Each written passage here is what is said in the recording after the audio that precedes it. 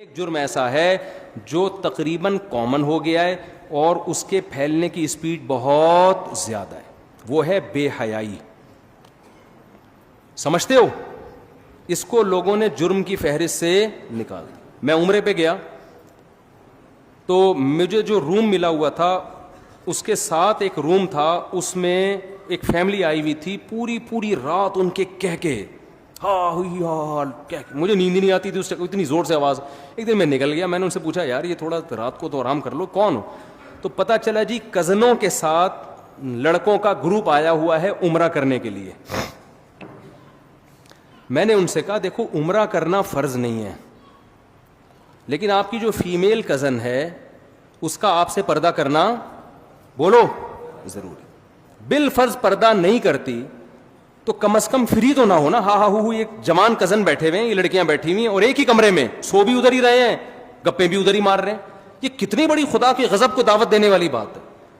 ہم ہندو تھوڑی ہیں، ہم کوئی کافر تھوڑی ہیں، انگریز تھوڑی ہیں. محرم نا محرم کا کی اصطلاح انگریزوں میں ہے؟ بولو نا. وہ مذہب کو نہیں مانتا، جیسے چائنا والے مذہب کو نہیں مانتے. وہ کھانا کھانے سے پہلے یہ نہیں دیکھتے کہ حلال ہے حرام ہے پاک ہے نہ پاک ہے، وہ کہتے ہیں پروٹین فل آف پروٹین ہے یا نہیں ہے. یہ کتا بھی کھا جاتے ہیں کیونکہ کتے میں گائے سے زیادہ پروٹین ہے ان کی رائے کے مطابق. تو ان کے یہاں حلال حرام محرم نا محرم نہیں ہے. تو آپ ادھر چلے جاؤ بھائی، پھر چھوڑ دو کزن کیا ہوتی ہے اور خالہ وہ محرم کیا ہوتی ہے، چھوڑ دو. اسلام نے تو پورا ایک دیوار کھینچی ہے. اور سورہ نور میں بھی سورہ حجاب میں بھی پوری ڈیٹیل قرآن نے بیان کی ہے. یہ محرم ہے اور یہ نامحرم. لا یبدین زینتہن، عورت اپنی زینت کو ظاہر نہیں کر سکتی الا لآبائہن، سوائے اپنے باپ دادا کے سامنے، بعولتہن اپنے شوہر کے سامنے، اور ابناء بعولتہن ابناء بعولتہن اپنے شوہر کے بیٹے جو ستیلا بیٹا ہے. ایک رشتے کا نام لے کے قرآن نے بتایا کہ ان کے سامنے زینت ظاہر کر سکتی ہو، بے تکلف ہو سکتی ہو. اس کے علاوہ ساری دنیا کے سارے مرد تمہارے لیے کیا ہیں؟ نامحرم. آج ہم ماڈرن ہوتے ہوتے اتنے ماڈرن ہو گئے ہیں کہ محرم نامحرم کی ٹرم ایک مولویوں کی ٹرم سمجھی جاتی ہے، دقیانوس لوگوں کی ٹرم سمجھی جاتی ہے. کوئی نوجوان اپنی کزن سے ہنس کے بات نہیں کر رہا، رشتہ دار اسے کہیں تمہاری کزن ہے یار گپ شپ لگاؤ، وہ کہے یہ میری نامحرم ہے، تو کیا کہتے ہیں؟ دقیانوس. پرانے خیالات کا. انسان کا دل صاف ہونا چاہیے. میں سمجھا پا رہا ہوں اپنی بات؟ او بھائی یہ کیا ہو رہا ہے یہ معاشرے میں؟ خدا نہیں چھوڑے گا. دنیا کچھ نہیں، دنیا تو آپ کی اور عزت کرے گی، بڑا لبرل ہے، بڑا ماڈرن ہے، بڑا ماڈرن ہے. خدا نہیں چھوڑے گا، یہ یاد رکھو. یہ جو اللہ بھینس کے دودھ پلا رہا ہے نا ہمیں، سوکھے چارے کھلا کھلا کے بیچ سے خربوزے نکال رہا ہے، اس کا اللہ ہم سے قیمت لے گا. پوری قیمت نہیں، صرف اتنی کہ تم نے شکر ادا کیا. کہ پوری قیمت تو کوئی بھی نہیں دے سکتا اللہ کو. اتنا پوچھے گا کہ خربوزے کھا کے اور میری نعمتیں صبح شام کباب پراٹھے کھا کے، کمبختو میں نے تمہیں یہ بتایا تھا کہ یہ محرم ہے یہ نامحرم ہے، یہ فرق تم نے کیا کہ نہیں کیا. اگر آپ لبرل بن رہے ہو، خدا کو آپ کے اسلام کی کوئی ضرورت نہیں ہے. تو مجھے بڑا تعجب ہوا کہ یار اب عمرے جیسے مبارک سفر میں بھی یہ ہو رہا ہے. کزنیں ہاں وہ پوری رات کہہ کے لگ رہے ہیں ایک کمرے میں. تو میں نے ان سے کہا، میں نے کہا اول تو کزن کو چاہیے اپنے میل کزن سے پردہ کرے. پردہ نہیں کرتی، بے تکلف تو نہ ہونا. بے تکلف بھی ہوتی ہے تو اس سفر میں تو نہ ہو، کم از کم اس سفر میں تو نہ ہو. یہ تو عمرے کا سفر ہے.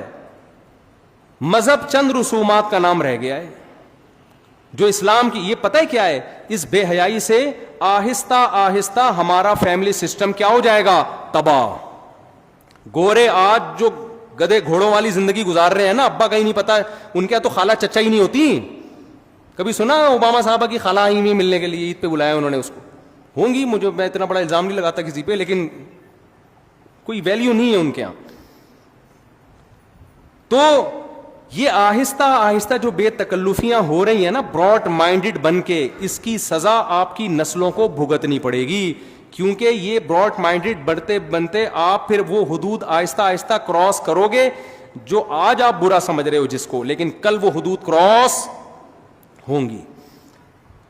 یونیورسٹیوں میں فیمیل ٹیچرز پڑھا رہی ہیں, لڑکے ان سے فری ہو رہے ہیں, ہاں ہاں وہ گپ شپ لگا رہے ہیں, کہنا براڈ مائنڈڈ, ہماری نیت صاف ہے. آپ کی نیت صاف ہو یا نہ ہو, آپ کو نامحرم سے فری ہونے کی اجازت اللہ نے آپ کے لیے, آپ کی دلچسپی کے لیے صرف اور صرف آپ کی بیوی کو بنایا ہے. اس کے علاوہ اللہ نے آپ کے لیے کسی اور کو نہیں بنایا. جتنا فری ہونا ہے, ہاں ہاں ہو ہی کرنا ہے, بیوی کے ساتھ بیٹھ کے کر لو. اس کو لفٹ کرانے کے لیے تیار نہیں. کتنی عورتیں کہتی ہیں کہ ہمارا میاں گٹر کے ڈھکن پہ بیٹھا رہتا ہے سارا دن باہر, اور ہاں ہاں ہو گپ شپ ہو رہی ہے, لڑکوں وہ دیکھ رہی ہوتی ہے کھڑکی سے جھانک کے, اور بڑی گپیں چل رہی ہیں, اور اندر آتا ہی ایسے جیسے ناک پہ مکھی بٹھا کے آیا. یہ ہو رہا ہے, یہ خدا کا خوف نہیں ہے نا.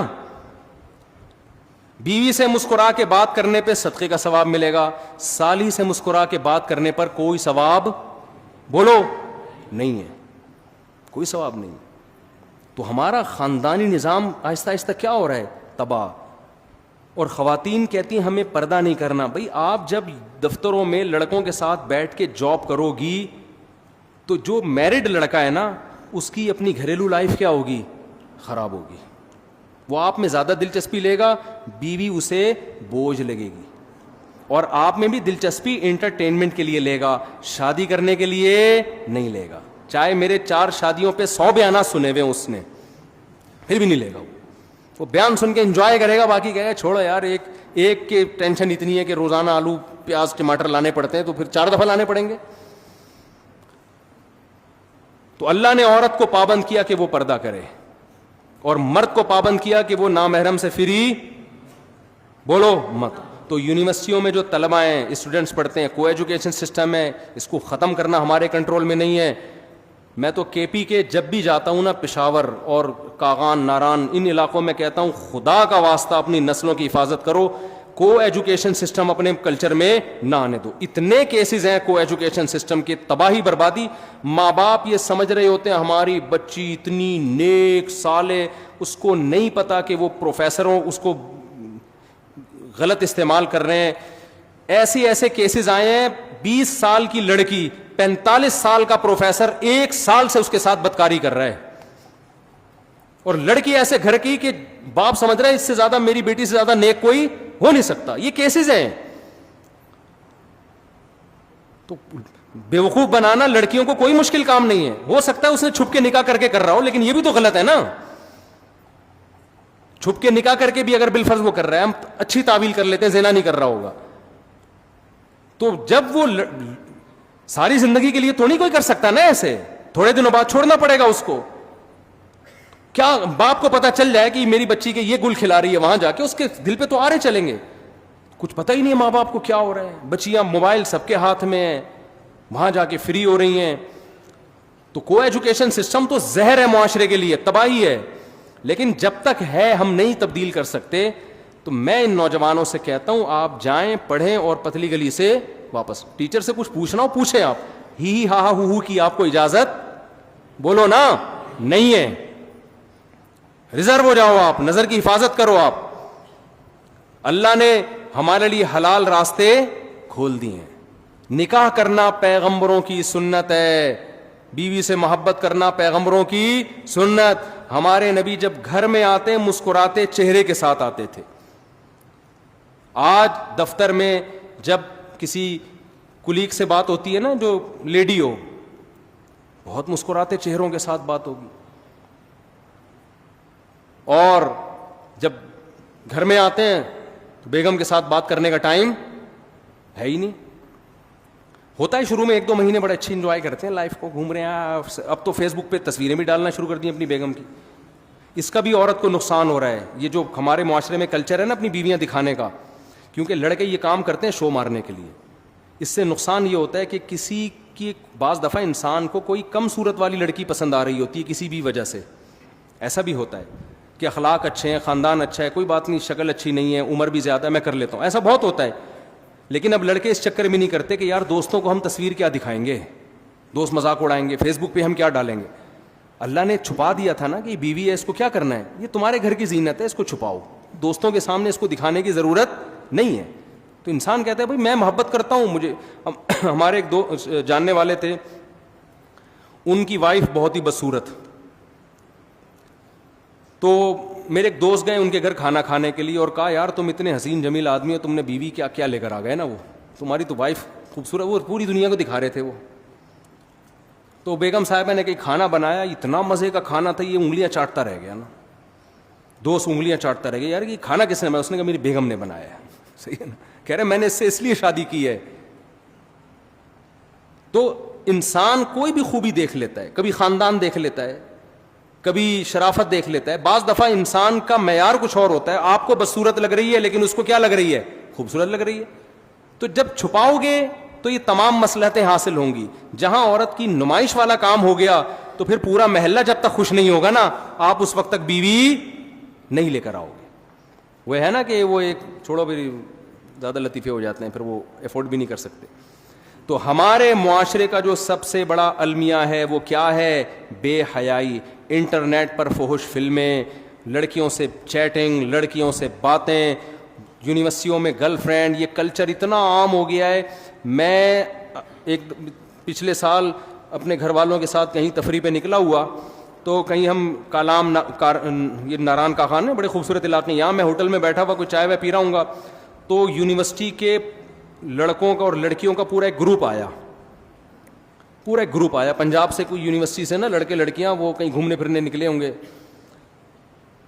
پہلے ہمیں یہ لگتا تھا جتنے بھی لڑکے آ رہے ہیں اپنی بیویوں کے ساتھ, پہلے ہی ہوتا تھا, نئی نئی شادی ہوئی ہے دلہن کو لے کے نکلے ہوئے ہیں. تو میں نے کہا کہ یار اتنے لوگوں کی اتفاق سے نئی شادی ہو گئی, سب اپنی دلہنوں کو لے کے نکلے ہوئے ہیں.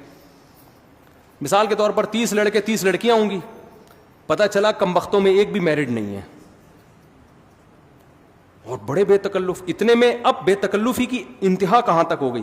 میرے پاس ایک نوجوان آیا کہ میری گرل فرینڈ نے کہا ہے کہ مفتی صاحب کے ساتھ اپنی ایک سیلفی لے کر آؤ. وہ ان کی گرل فرینڈ کہیں میرا بیان سنتی ہو کہ مفتی صاحب کے ساتھ اپنی ایک یادگار سیلفی لے کر آؤ.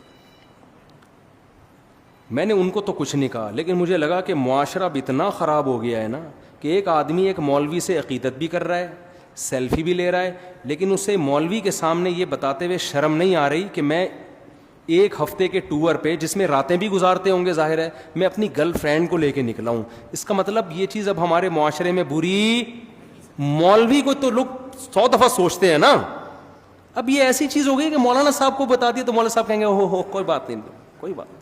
گرل فرینڈ اب خیال رکھیے گا بھابھی کا. اچھا, اس نے مجھ سے دوسری بات یہ کی کہ میری گرل فرینڈ نے کہا ہے کہ مفتی صاحب سے کہو کہ کوئی نصیحت کر دیں. اب دیکھیں وہ بیچاری تھوڑی سی دین پہ تھی نا, لیکن معاشرہ اتنا خراب ہو گیا ہے, سوسائٹی یہاں تک پہنچ چکی ہے کہ جس کو علماء سے محبت بھی ہے نا, وہ بھی ان چیزوں کو برا نہیں سمجھ رہے. میں نے اس سے کہا کہ آپ اپنی گرل فرینڈ کو جا کے کہیں کہ میری طرف سے نصیحت ہے کہ بوائے فرینڈ کو چھوڑ دیں آپ. میں نے یہی نصیحت کی. میں نے کہا فی الحال اس سے بڑا جرم آپ نہیں کر رہی کہ ایک نامحرم آدمی کے ساتھ آپ ٹریولنگ کر رہی ہو. ہمارے نبی نے تو عورت کو محرم کے بغیر سفر کرنے کی اجازت نہیں دی اکیلے, اور آپ باقاعدہ نامحرم اور جوان ہو کے پوری بس جا رہی ہے.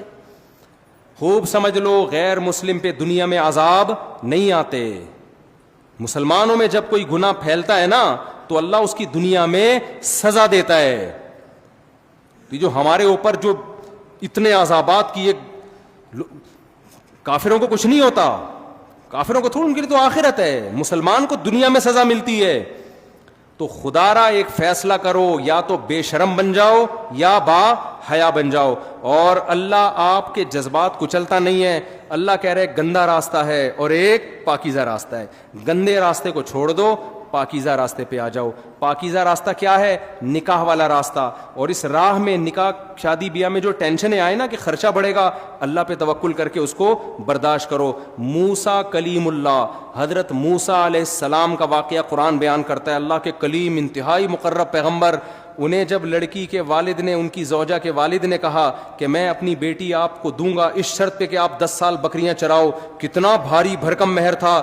حضرت موسیٰ نے شادی کو ترجیح دی اور 10 سال بکریاں چرانے کے عمل کو قبول کر لیا, کیونکہ وہ نکاح کی اہمیت جانتے تھے.